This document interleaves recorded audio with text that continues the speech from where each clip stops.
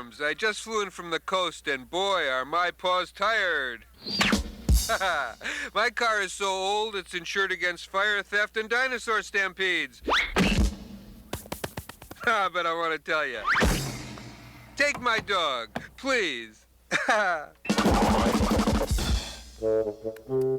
It must have been one of your better nights. I was in rare form. Ladies and gentlemen, Garfield and friends.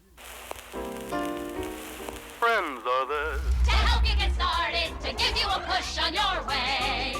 Friends are there To turn you around, get your feet on the ground for a brand new day. to pick you up when you're down. Help you swallow your pride with something inside's got to break on through to the other side. Friends are someone you can open up to When you feel like you're ready to flip, when you've got the world on your shoulders. friends are there to give you a tip. Friends are there when you need them. They're even there when you won't. For a walk in the park, or a shot in the dark, friends are there. I don't care. 'Cause friends will care for you.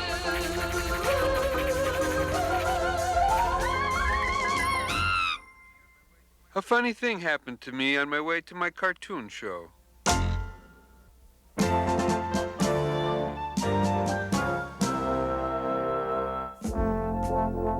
And if you step this way, folks, we'll continue with our tour of the Cat Museum. Now, this wing honors some of the true heroes of catdom. This is Dr. E. Leopold Wisniewski. This man wasted over $6 million trying to perfect an inflatable scratching post. Dumb. And this exhibit honors Buttons, the cat who set the world's horse-swallowing record when he successfully swallowed one horse. Tied for second place as everyone else in the entire world. And that's the Klopman Diamond.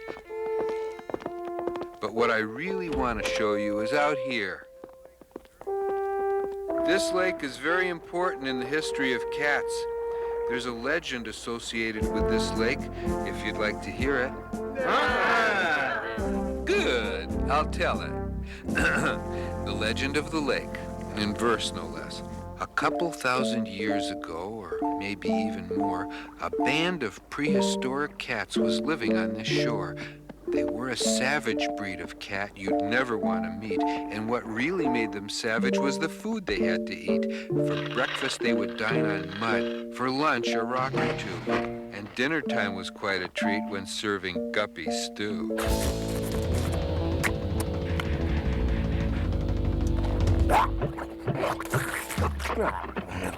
Each night they'd eat alleged food, then celebrate and dance.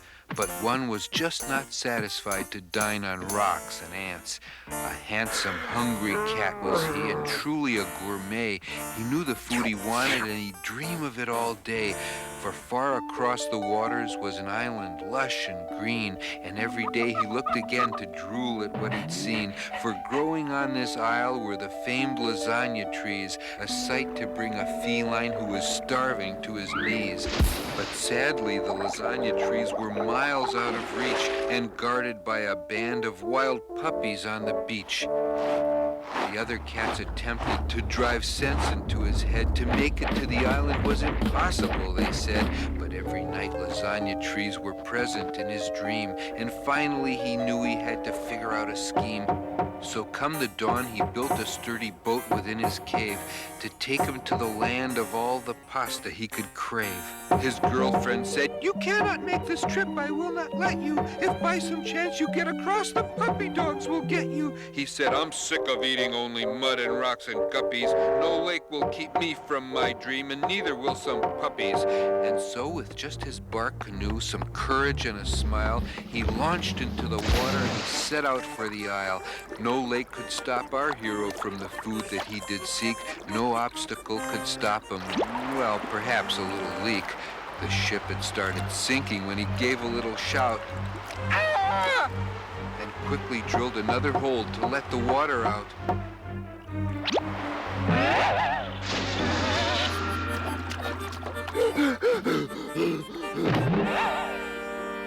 But that did not dissuade him, not one moment at a loss. He built a catapult designed to hurl him right across. A slight miscalculation in his blueprints was to blame. He'd figured out the whole thing but neglected first to aim.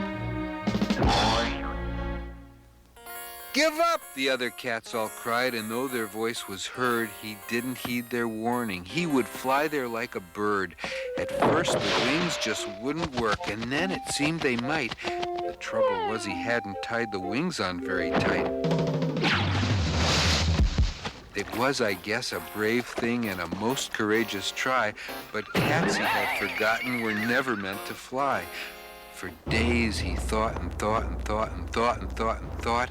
He'd look out at the island and he'd feel most distraught, for there was the lasagna blooming in the sun to bake and blocking him the puppies and, oh yeah, the lovely lake. He would not be defeated, let a lake stand in his way. He vowed that he would feast on fresh lasagna plants today. He wouldn't jump or sail or attempt to even try. He'd swim to reach that island or he'd perish in the try. He swam with all his might to reach the island in the distance. The other cats could only watch and marvel at persistence. He swam as hard as he could swim to reach the other side. He might not reach lasagna, but at least he'd know he tried.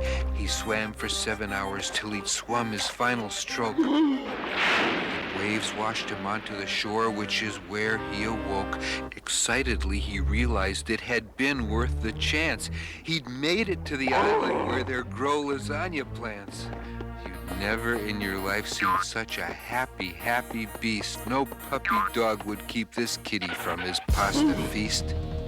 He swam across the lake, but what he didn't realize was prehistoric puppy dogs were 5 whole times his size.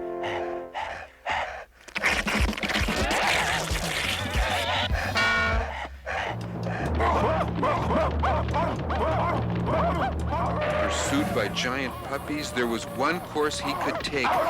Though all his strength had brought him here, he dove into the lake. He never more was seen again. He vanished in his swim. And so to mark his memory, they named this lake for him. They called it Lake Stupid. The end.